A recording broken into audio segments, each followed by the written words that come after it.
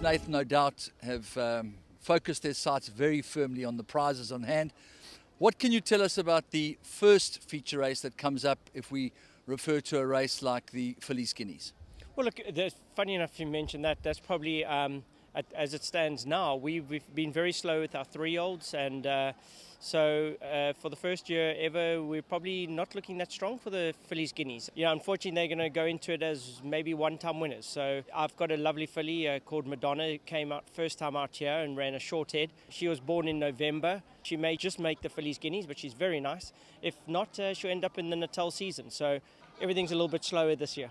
The good news is this year is the year I've seen some of my 2-year-olds come in, and there we will be very strong in the following year. A lot of the breeders have supported us again, and I'm seeing some fantastic 2-year-olds. So, if we skip a year, but don't count us out yet. As I said, we've come in very late, so even our one-time winners are of high standard. We're going a bit slow. We did last year, if you remember, we came in very slow into the season. We find it works for us. I remember speaking to Jono just before the Guineas a few years back, and he said this horse will run well. His name was Legislate. He didn't forget to fire in the Derby, so maybe that kind of a year. I've never won the Derby with a 2-time winner. It's only been 1-time winners, so don't worry. The right horses come at the right time, and all we're doing now is just nurturing in the right races, keeping the sticks off them. It's very important. My jockeys are given strict instructions. Give them as best ride as you can. We all know the rules of riding a horse to the finish, but this stick work at the moment in South African racing has gone out of control, and I'm just making sure that it doesn't cause too much hassle with my young horses, and that my guys are warned not to. It's something that's becoming a little bit of an issue, and I think we need to get on top of it. But as I said, we're just getting my horses through their paces in the right way and getting them ready for the big race, the big day. So the good news is my horses are doing well at home. You're talking about the Osazanas, the Snow Dancers, the Dirt Agains.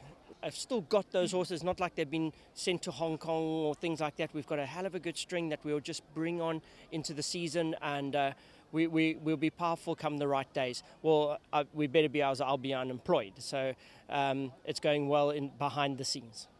Justy, I was having a chat to Catherine Gray the other day. She was in the States and she was meeting with Gaynor, and there's no doubt in my mind that this year's Lormeron's Queen's Plate has the makings of the greatest Lormeron's Queen's Plate we've ever seen, because not only is it the horse of the year that lines up against another horse of the year who has a chance of equaling Pocket Power's 4 consecutive Queen's Plates, but you've got an absolutely incredible bunch of 1,600-metre weight for age horses.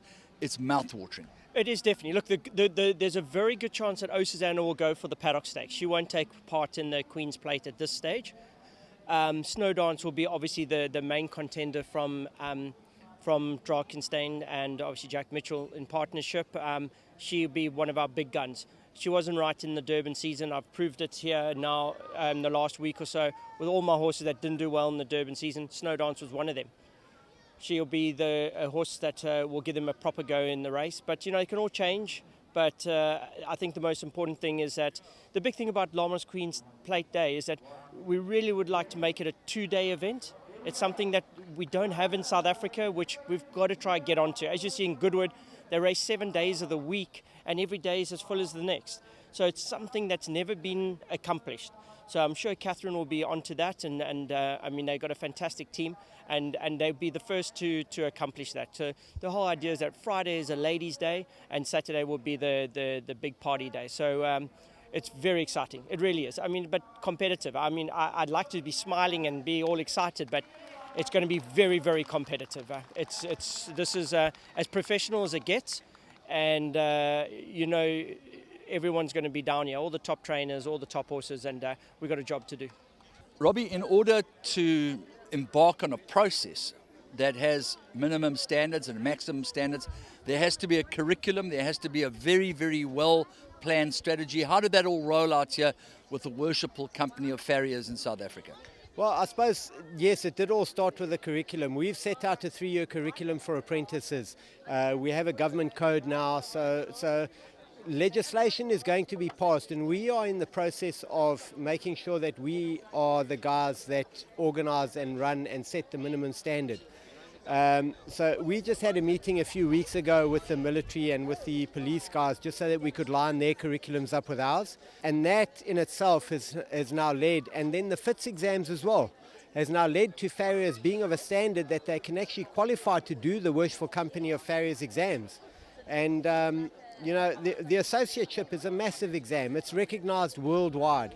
And to have two guys pass the Associate of the Worshipful Company of Farriers exam first time round is a really, really big deal.